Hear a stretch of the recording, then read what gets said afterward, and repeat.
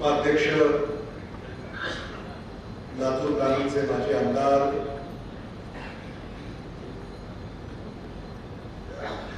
आदरणीय वैजनाथराव शिंदेजी, लातूर जिल्हा काँग्रेस कमिटीचे अध्यक्ष अभय साळुंखे, लातूर शहर जिल्हा काँग्रेस कमिटीचे अध्यक्ष ॲडव्होकेट किरण जाधव, लातूर कृषी उत्पन्न बाजार समितीचे सभापती जगदीश बावडे, विकासरत्न विलासराव देशमुख, मांजरा शेतकरी सहकारी साखर कारखान्याचे उपाध्यक्ष अशोकराव काळेजी,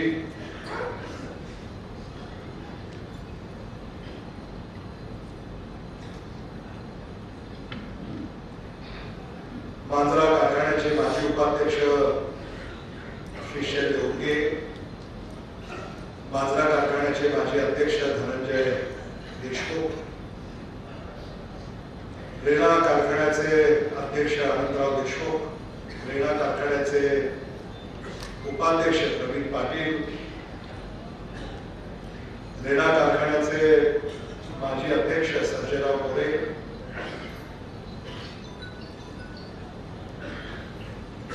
मारुती महाराज कारखान्याचे उपाध्यक्ष सचिन पाटील, मारुती महाराजचे माजी अध्यक्ष गणपतराव बाजरोगे, विलास कारखान्याचे माजी उपाध्यक्ष रवी काळे, व्यक्तिमतचे उपाध्यक्ष विजय देशमुख, जिल्हा बँकेचे कार्यकारी संचालक हनुमंत जाधव, लातूर तालुका काँग्रेस कमिटीचे अध्यक्ष सुभाष मोडके, जिल्हा बँकेचे ज्येष्ठ संचालक अशोकराव गोविंदपूरकरजी, विलास कारखान्याचे सारे सन्माननीय संचालक, मांजरा परिवारातील सगळ्या कारखान्याचे सन्माननीय संचालक, विलास कारखाना निवडी याचे कार्यकारी संचालक आबासाहेब पाटील. आबासाहेब पाटलांची ओळख किती लोकांची झाली असेल, पण सह्याद्री सहकारी साखर कारखाना कराड इथून आबासाहेब पाटील आपले नूतन कार्यकारी संचालक त्यांच्या काळात आपल्याला सगळ्यांना स्वागत करायचं आहे. आणि विलास सहकारी साखर कारखाना तोंडा कार्यकारी संचालक पुन्हा तेही साताऱ्याचेच आहे,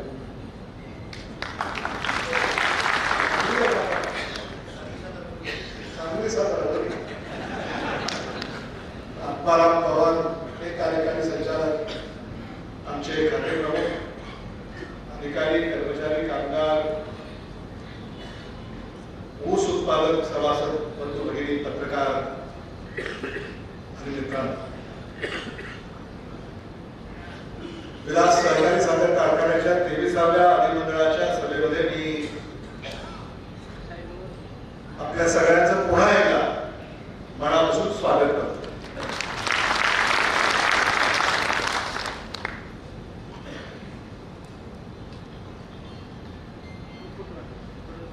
हंगाम सुरू होणार आहे आणि पूर्व हंगामामध्ये अधिमंडळाच्या सभा आपल्याला पूर्ण कराव्या लागतात. आणि मला असं वाटतं अनेक अधिमंडळाच्या सभेमध्ये तुम्ही हजेरी लावलेली आहे, कारण गेल्या 15 महिन्यापासून मांजरा परिवारातल्या सगळ्याच सहकारी साखर कारखान्याच्या अधिमंडळाच्या सभा या संपन्न झालेल्या आहेत. आणि आज परिवारातल्या मला असं वाटतं सदस्याची शेवटची ही अधिमंडळाची सभा त्या ठिकाणी आपण संपन्न. आदरणीय विलासराव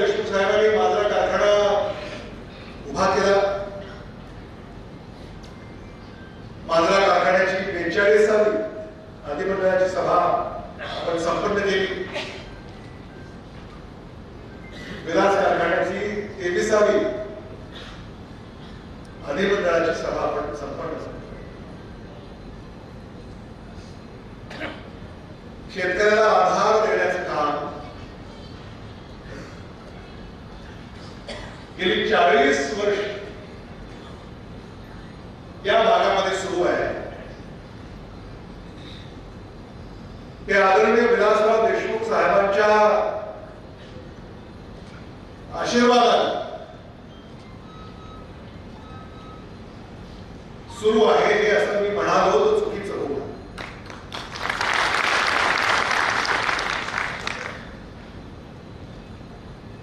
40 वर्ष 4 दशक आपण अनेक संस्थात आलो. तुम्ही सुद्धा अनेक संस्थांमध्ये सक्रिय आहात. तुम्ही देखील काम पाहता. आणि 40 वर्ष एखादी संस्था एका विचारानं त्याचा कारभार चालतो. हे काही साधू काम नाही. आणि आपली जी मातृ संस्था आहे मांजरा, त्या मातृ संस्थेच्या आधिपत्याखाली चालणाऱ्या इतर सगळ्या संस्था त्याही त्याच विचाराने सुरू आहे. कोणाला 10 वर्ष झाली, कोणाला 15 वर्ष झाली, कोणाला 20 वर्ष झाली, कोणाला 25 वर्ष झाली. त्याच विचारानं ते शेतकऱ्याची सेवा करत आहे.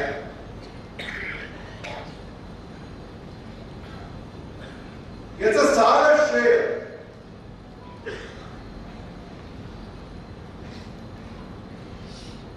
इथं माझ्या समोर जे बसलेले आहेत मी त्यांना देऊ इच्छितो.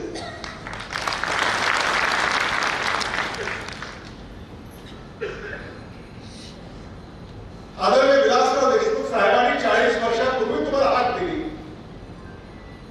त्या हाकेला 40 वर्षापूर्वी तुम्ही साथ दिली.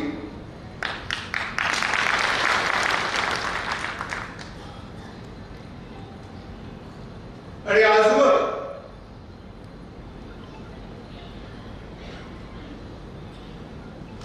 हे कार्य निरंतरपणे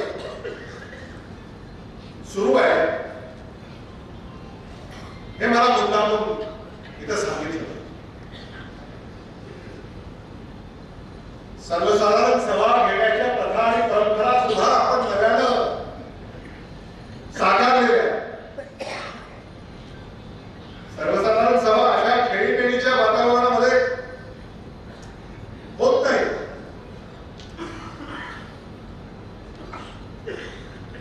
आबासाहेब पाटलाला आत्माराम पवारांना त्याची कल्पना असेल आणि कदाचित म्हणून सुद्धा तुम्ही इकडे आला. अशा खेळीमेळीच्या वातावरणामध्ये सर्वसाधारण सभा या परिसरामध्ये होण्याचं एकमेव कारण म्हणजे आदरणीय विलासराव देशमुख.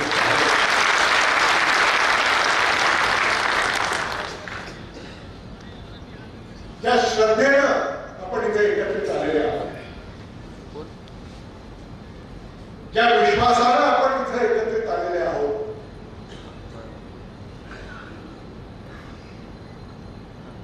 हेच आपल्याला आदरणीय विलासराव देशमुख साहेबांनी शिकवलं. पारदर्शकपणा, प्रामाणिकपणा. माझ्या भागातला शेतकरी मोठा झाला पाहिजे. माझ्या भागातल्या शेतकऱ्याचं कल्याण झालं पाहिजे. माझ्या भागातल्या शेतकऱ्याच्या जीवनामध्ये आर्थिक क्रांती घडली पाहिजे. माझ्या शेतकऱ्याची चूल पेटली पाहिजे. माझ्या शेतकऱ्याच्या कुटुंबाचा भरभराट झाला पाहिजे. उन्नती झाली पाहिजे. हे स्वप्न आदरणीय विलासराव देशमुख साहेबांनी पाहिलं. आणि खरं म्हणजे सातार करारांनी सांगू इच्छितो की आदरणीय विलासराव देशमुख साहेबांना सहकाराची जी प्रेरणा दिली ती सुद्धा साताऱ्याने. अभयसिंह राजे भोसले, लातूरचे पालकमंत्री शिवेंद्र राजे भोसले यांचे पिता ते आदरणीय विलासराव देशमुख साहेबांचे मित्र आणि साताऱ्याचे पालकमंत्री असताना त्या काळामध्ये जेव्हा आदरणीय विलासराव देशमुख साहेब साताऱ्याला जात असते तेव्हा तो कारखाना तिथे पाहायला अजिंक्यता आणि त्या अजिंक्यता या कारखान्याची प्रेरणा आदरणीय विलासराव देशमुख साहेबांनी घेतली आणि मग माझ्याही भागामध्ये असा सहकाराचा कारखाना उभा राहावा म्हणून त्यांनी त्या काळामध्ये काम सुरू केलं आणि आज खऱ्या अर्थानं शेतीमालाला जर उत्तम भाव देण्याचं काम कोणी करत असेल तर तो मांजरा परिवार करतो.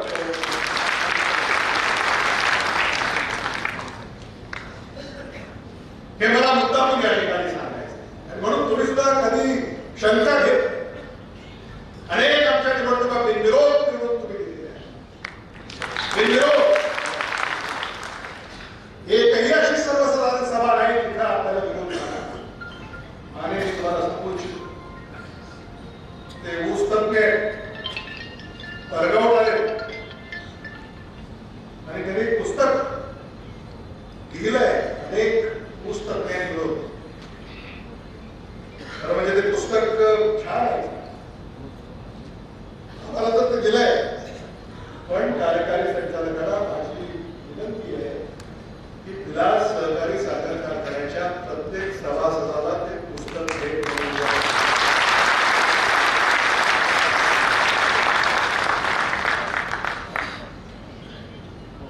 कारण आमचं कसं आहे त्याला पुस्तक कुठं राहील काय सांगता येईल आपल्याला दिलंय तुम्हाला दिलं तर तुम्ही गावाकडे शेताकडे जाऊन किंवा ते पुस्तक वाचाल आणि आपल्या शेतीमध्ये त्या पुस्तकाचं जे ज्ञान तुम्हाला लाभेल त्याचा उपयोग तुम्ही शेतीमध्ये करू शकाल याचीच आता खरं म्हणजे आणि मागे लेखक आता तुम्ही इथं असल्यामुळे एवढी पुस्तकं घ्यायची तर थोडा डिस्काउंट ते देतील त्याबद्दलही आमच्या मनामध्ये कसली शंका नाही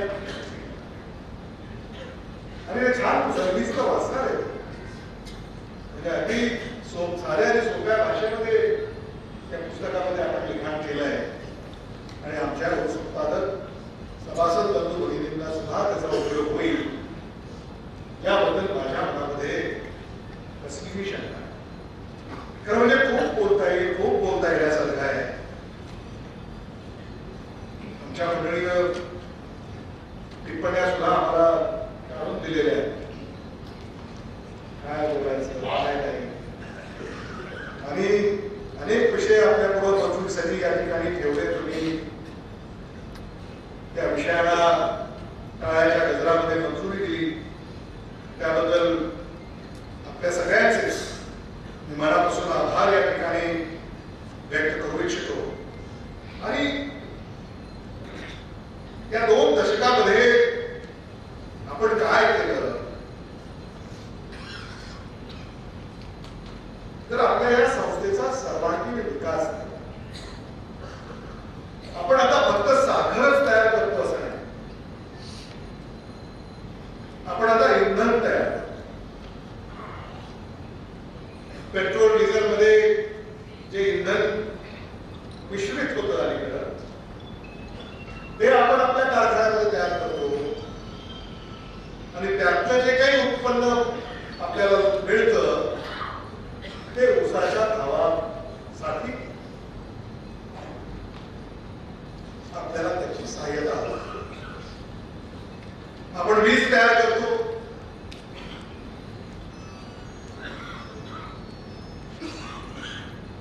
आपण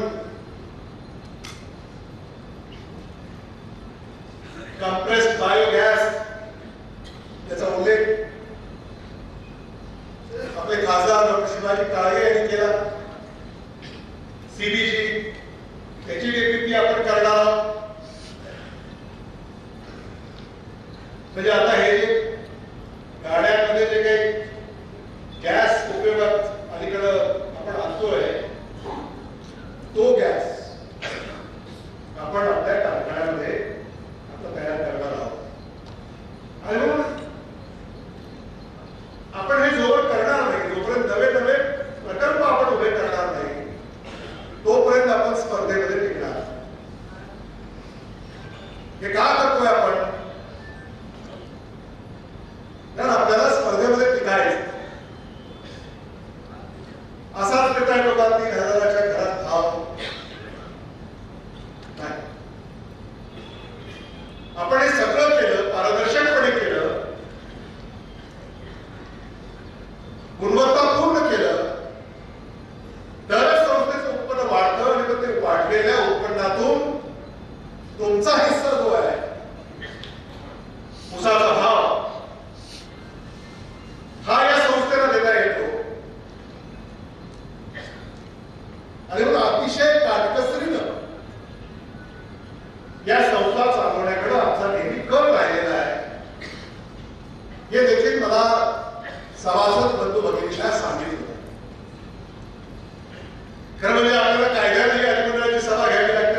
ही सुद्धा सभा या अतिवृष्टीच्या काळामध्ये घेणं कितपत संयुक्तिक आहे याचा सुद्धा विचार केला. आमच्या सहकार्याने कुणाबाचा सरकार म्हणूनच म्हणालो, शेतकरी अडचणीत आहे. हार तुळे शाल फटाके हे थोडे बाजूला सांग. कारण हे आसमानी संकट जे शेतकऱ्याला ओढावलेलं आहे, त्या संकटातून शेतकरी अजूनही बाहेर निघालेला नाही. अभय सावंतने आपल्याला सांगितलं. आणि खरं म्हणजे आज महाराष्ट्र गीत आपण ऐकत होतो. सभेची सुरुवातच आपण महाराष्ट्र गीताने केली. आणि ते ऐकत असताना मनाला थोड्याशा वेदना होत्या. त्याच्या वेदना व्हायला नको. त्या महाराष्ट्र गीतामध्ये जे शब्द गुरुजी आहेत किंवा जे महाराष्ट्र गीत, तर दोन ओळीच्या मला इथं त्याच्यात जाणवतात. काळ्या छातीवरी कोरली अभिमानाची वेणी, पोलादी मनगटे खेळती, खेळ जीव घेणी.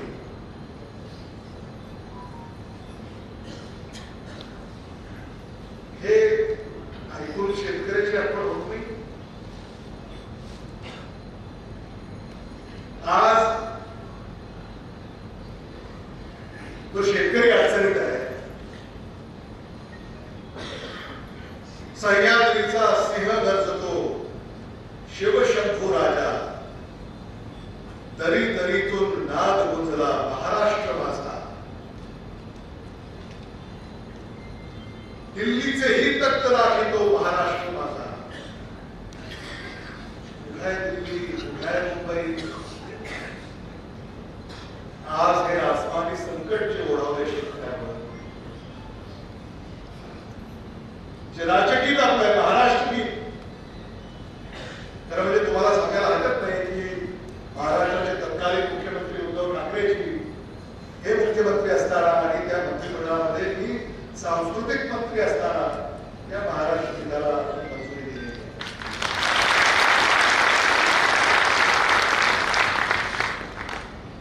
आणि हे महाराष्ट्र गीत जेव्हा कानावर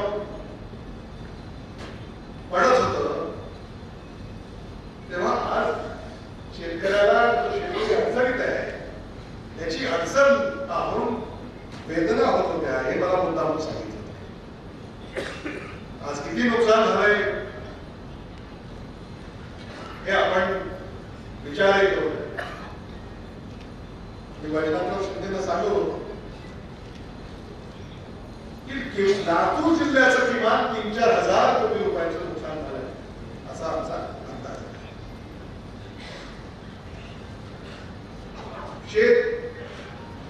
शेतमाल जो आता येणार रस्ते, पुलं,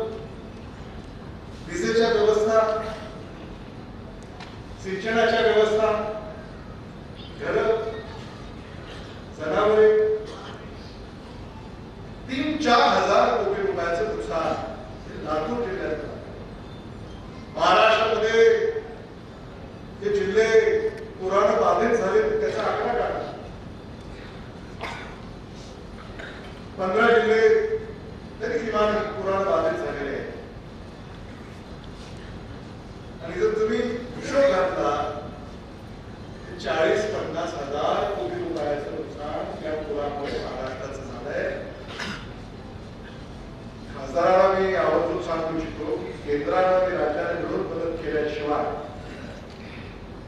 शेतकरी अडचणीतून बाहेर निघेल असं मला वाटतं. शेतकरी अडचणीत आला की सरकारबद्दल पैशाचं सोंग करता येत नाही.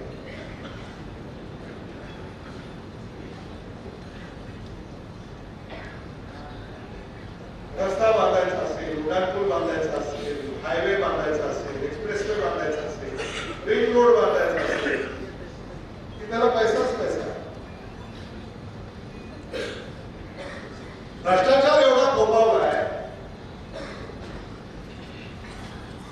आता तुमच्यापैकी प्रत्येकाला याची कल्पना, याची जाणीव आहे, याचा अनुभव आहे.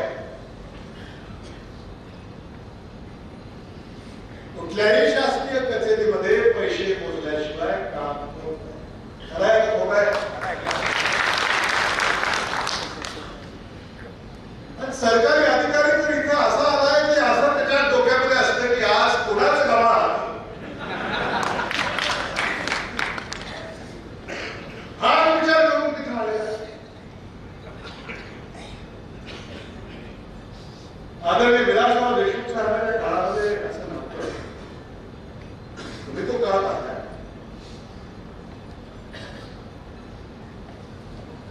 कधी नव्हतं.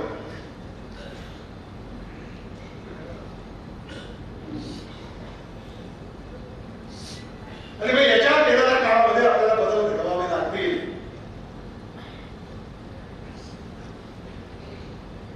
हे आपण प्रत्येकाने समजून घेतलं पाहिजे. आपण आता एका परिवाराचे सदस्य आहे. ऊस पिकवणं आणि ऊस कारखान्यात घालणं आणि त्याचा भाव मिळवणं एवढ्या पुरतं मर्यादित आपली भूमिका असणार नाही. तुम्ही प्रगत शेतकरी आहात. विलास कारखान्याचा सभासद म्हणजे त्याच्याकडे पाहण्याचा दृष्टिकोन हा वेगळा आहे. त्या तालुक्यामध्ये 2 लाख शेतकरी आहेत. विलास कारखान्याचे सभासद मात्र 20,000 आहेत. त्यामुळे तुम्ही असामान्य आहात. सामान्यातून तुम्ही असामान्य झालेले आहात. तुमच्याकडे पाहून इतर शेतकरी तुमच्या पावलावर पाऊल टाकणार आहे.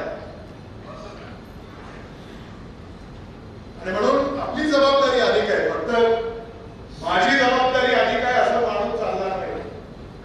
आपल्यापैकी प्रत्येकाची जबाबदारी ही अधिक आहे. कारण तुम्ही तुमच्या गावाचे शेतकऱ्याचे नेते आहात हे आपण समजून घ्या. गावामध्ये ज्याच्या ऊस असेल बाबा तुमच्याकडे सभासद आहे, तुमचा ऊस आहे, तुमचा ऊस चालला, ऊसाचा भाव मिळाला, तुमच्याकडे राहण्याचा दृष्टिकोन वेगळा असेलच. तालुक्यामध्ये आता एखादी सोयरीक जर व्हायची असेल, आता ज्याची सोयरीक झाली नाही तरी हात जर करा पण घ्यायला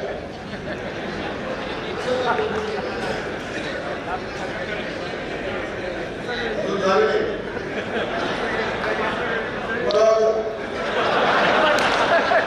अजून झालं नाही.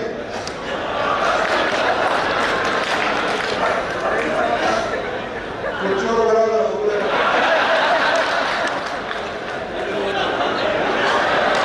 सभासद आहे का?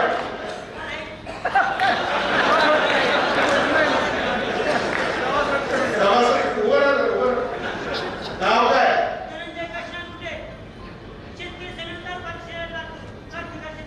शेतकरी संघटना म्हणूनच वेळ झाला.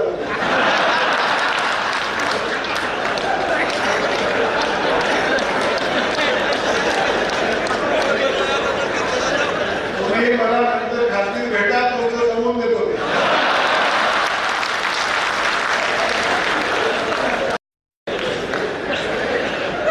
बघा मांजराचा सभासद असला, विलासचा सभासद असला किंवा त्याची सोयरी वगैरे काही असेल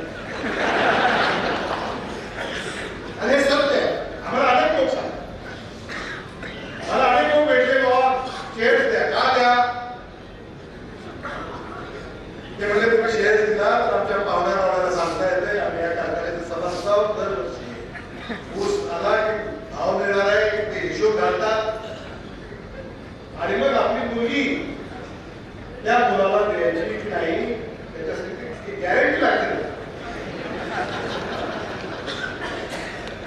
गॅरंटी लागते. आणि हे सगळं आदरणीय विलासराव देशमुख साहेबांमुळे, आदरणीय दिलीपराव देशमुख साहेबांमुळे.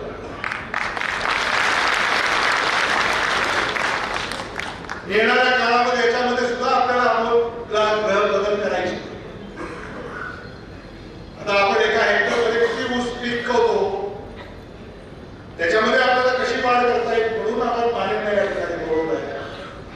आणि म्हणून आमच्या कार्यकारी संचालकांना माझी अशी विनंती आहे की जे शेतकरी आपल्या शेतामध्ये प्रयोग करू इच्छितात त्या शेतकऱ्याची वेगळी यादी तयार करून त्यांना मार्गदर्शन करणं किंवा हे प्रयोग करण्यासाठी त्यांना मदत करणं हे आपल्याला येणाऱ्या काळामध्ये करावं लागेल. तरच आपल्या आहे त्या क्षेत्रामध्ये ऊसाचं उत्पादन वाढेल आणि मग तेवढ्याच क्षेत्रामध्ये ऊसाचं उत्पादन वाढल्यानंतर तुमची जी मिळकत आहे त्याच्यात सुद्धा वाढ होईल हे मला आपल्याला सांगायचं.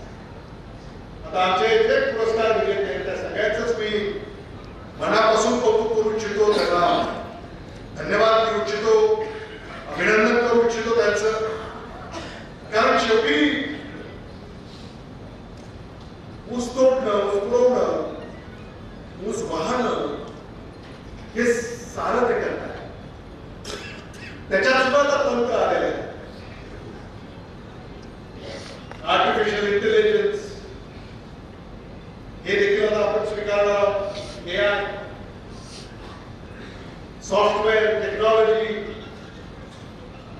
यांत्रिकीकरण आता मानवामध्ये तर 100% झालं आणि आपला विलासमध्ये सुद्धा आता जवळपास 50% यांत्रिकीकरण आपण करतोय. आणि मी मगाशी पत्रकारांना सांगितलं की कोणी नोकऱ्या देत नाही, कोणी रोजगार देत नाही, पण आदरणीय दिलीपराव देशमुख साहेबांच्या नेतृत्वाखाली लातूर जिल्ह्यामध्ये 10,000 नोकऱ्या आणि रोजगार 18 महिन्यामध्ये आम्ही उपलब्ध करून दिले. हे लहान बाब नाही. 10,000 तो सारा पैसा या भागामध्ये खेळणार आहे. इथलं अर्थकारण त्यामुळं सक्षम होणार आहे. त्या महिला मला म्हणजे तुम्ही किती 6,000 रुपये करून किती 9 तोडून हार्वेस्टर कुठल्या गावचे निवडी 9,000 टन ऊस तोडून त्यांनी कारखान्याला पुरवला. खरंच मला त्याचं मनापासून कौतुक करायचंय. तुम्हाला चहाला बोलवले आहे की घरी यायचंय 1-2 दिवसातच या. त्या झाल्या की तुम्ही दिसी तिकडं 9,000 मेट्रिक टन एका महिलेने. खरं म्हणजे त्यांना BSIच्या पुरस्कारासाठी शिफारस करा.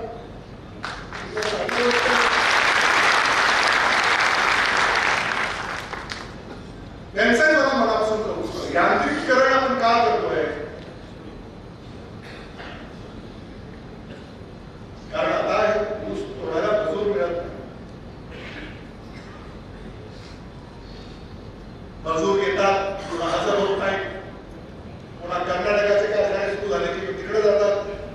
पुन्हा मग तुम्ही कारखान्याकडे हेल्परा लगावता की आमच्या ऊसाचं काय.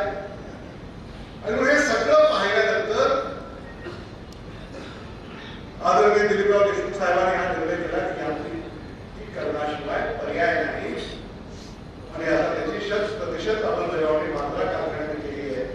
आणि मांजरा परिवारातले इतर सगळे कारखाने त्याची अंमलबजावणी करत आहेत. आणि कोयते, टोळ्या, मजूर याला विरोध आहे असं नाही. आपल्या तालुक्यातल्या, आपल्या जिल्ह्यातल्या जर काही टोळ्या, कोयते आणि मजूर असतील त्यांच्या सेवा आपण घेऊ. आणि जे कोयते, जे टोळ्या, जे मुकादम त्यांची हाजरी 100% आहे आणि त्या हाजरीचं सातत्य आहे. त्या मुकादमाकडनं सुद्धा आम्ही सेवा घेऊ हे देखील मला लोकांना सांगायचं.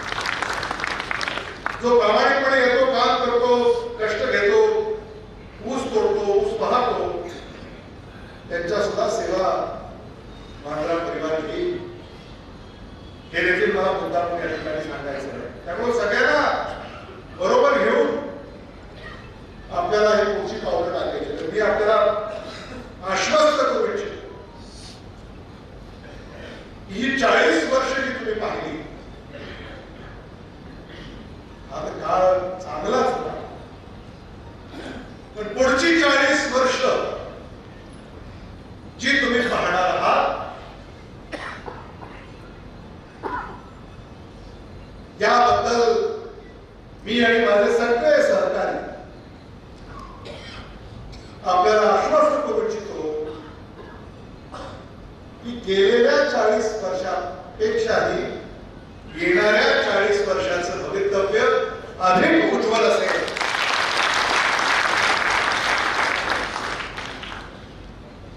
ही खात्री मी आपल्याला या निमित्ताने देऊ इच्छितो. आजची उपस्थिती सुद्धा लक्षणीय आहे. अतिवृष्टीमुळे आम्ही स्थळ हलवलं. कारखान्यावर एवढ्या संख्येने कदाचित ऊस उत्पादक सभासद आले नसते.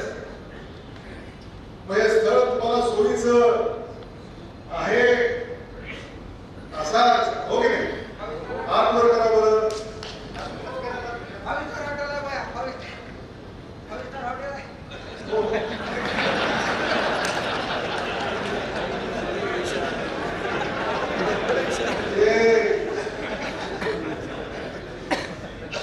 विष्णू धायगुडे इथले मालक कुठे आहेत? त्यांनी हे उभं केलंय आणि हे सुद्धा ही जी आर्थिक क्रांती घडली त्याच्यामुळे आपल्याला अनुभवायला लागली. कारखान्यात यायचा तर गळीत हातामध्ये शुभारंभ आला. तर अशोकराव मोळी उतरत आपल्याला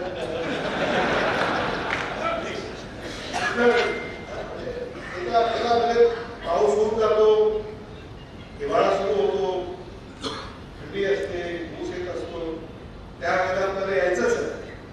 मला वाटतं नोव्हेंबरच्या पहिल्या 15 तारीख वगैरे म्हणजे आज तारीख ठरवायला लागली. नोव्हेंबरची तारीख आज सांगते, तयारीला लागली असते आपल्याला यायचं. तर पंचांग वगैरे लागतात बघा लगेच आपल्याला तारीख तयारी करता येईल. गळीत हंगामाच्या शुभारंभाला तर आपल्याला यायचंच आहे, पण अतिवृष्टी असल्यामुळे पाऊस आहे रोज आणि म्हणून कारखाना स्थळावर व्यवस्था करणं थोडंसं अडचणीचं ठरलं असतं. म्हणून लातूर येथे आणि लातूर सुद्धा हे स्थळ मध्य ठिकाणी असल्यामुळं सगळ्यांना हे सोयीचं ठरलं हे सुद्धा यातून आपल्याला लक्षात येतं. आज अनेक आमचे लोक त्या ठिकाणी आलेले आहेत. माझ्या परिवाराचे बेडा कारखाना, संत शिरोमणी मारुती महाराज कारखाना, जागृती कारखाना, कारखाना, ह्या सगळ्या मांजरा कारखाना हे सगळे या ठिकाणी आवर्जून जो उपस्थित राहिलेले आहेत. आणि खरं म्हणजे आता आवाज काही फार उपयुक्त राहिलेलं नाही. तुम्हाला कळालेलंच आहे, सगळं कळालं की नाही?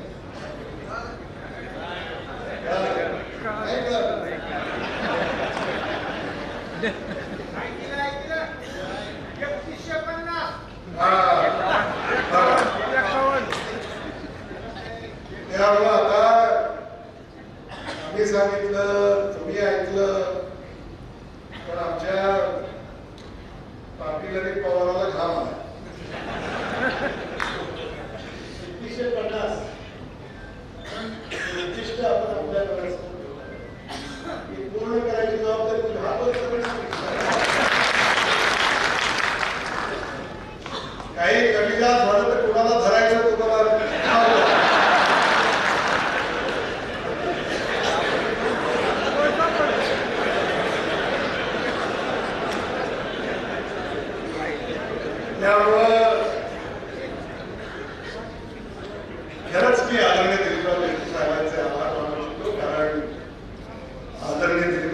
साहेबांनी याची घोषणा केली आणि तुमच्या सगळ्यांच्या वतीनं टाळ्याच्या गजरात आपण त्यांचे आभार मानले.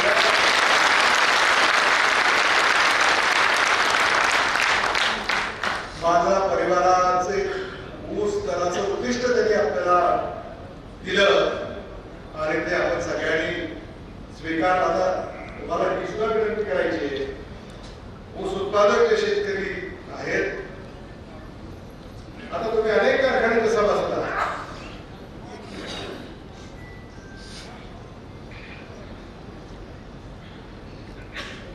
अनेक कारखान्याचे तुम्ही समजता.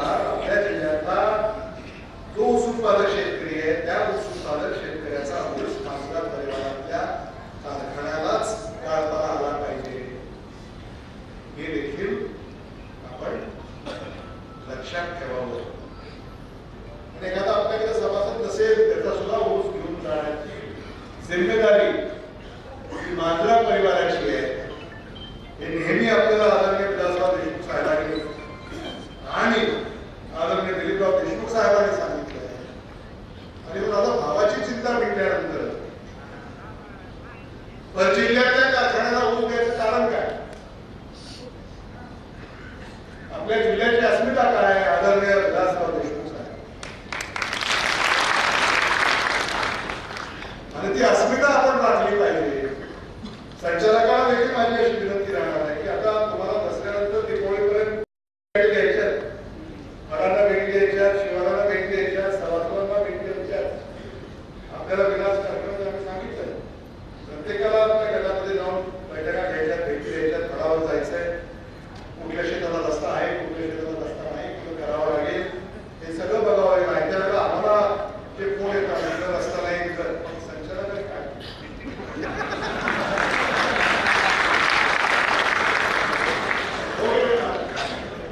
त्यामुळे हे सगळं आता दिवाळी ते दसरा सगळे संचालक, मी सुद्धा माझ्या गटात झाला, मी सुद्धा आपण प्रत्येकाने आपल्या गटाचं केलं तर त्या शेतकऱ्याचं काय म्हणणं आहे, सभासदाचं काय म्हणणं आहे, आपण हंगामाच्या आधीच ऐकून घेतलं पाहिजे. नाहीतर थोडीला पैसे द्यावं लागतात, पगारच कापावं लागतं, कोंबडच कापावं लागतं, असं सुद्धा अनेक तक्रारी माझ्या आपल्याकडे. मला काय म्हणतात सगळे शेतकरी स्वकृषीने करतो म्हणजे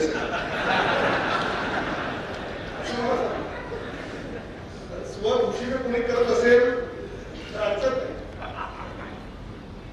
प्रोग्राम प्रमाणे ऊसतोड झाली नाही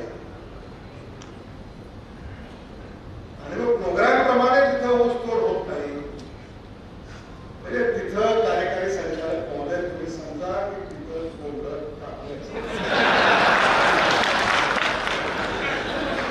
लक्षात घ्या,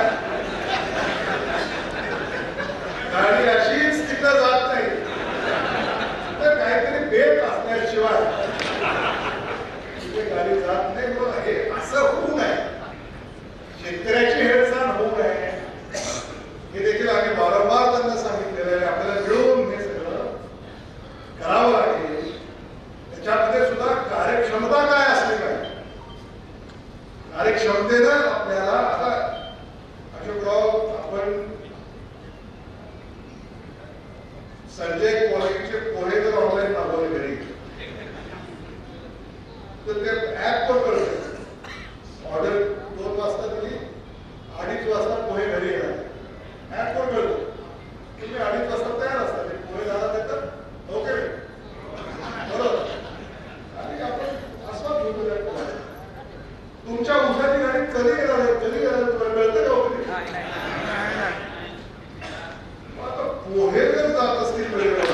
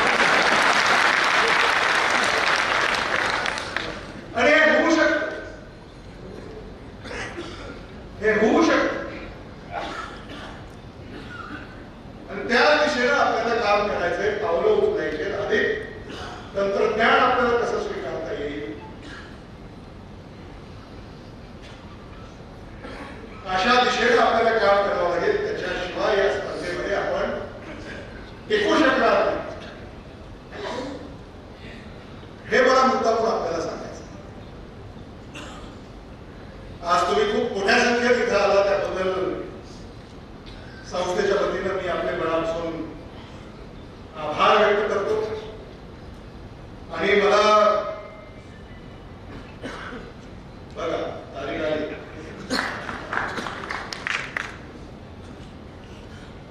वेळ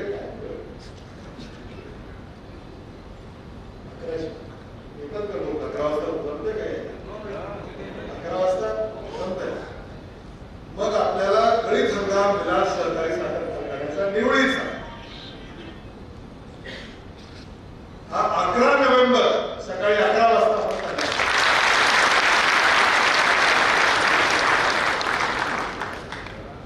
त्यामुळं तुम्ही सादर निमंत्रित आहात. आजचं जेवण कसं होतं ते सांगा म्हणजे बघ आम्हाला स्वयंपाकी ठरवायला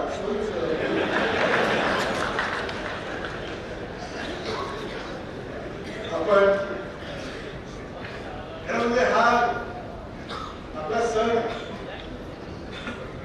शेतकऱ्याचा सण संस्थानात्मक सभा म्हणजे आपल्यासाठी सण आहे आणि म्हणून येणाऱ्या दसऱ्याच्या दिवाळीच्या तुम्हाला मी शुभेच्छा व्यक्त करतो.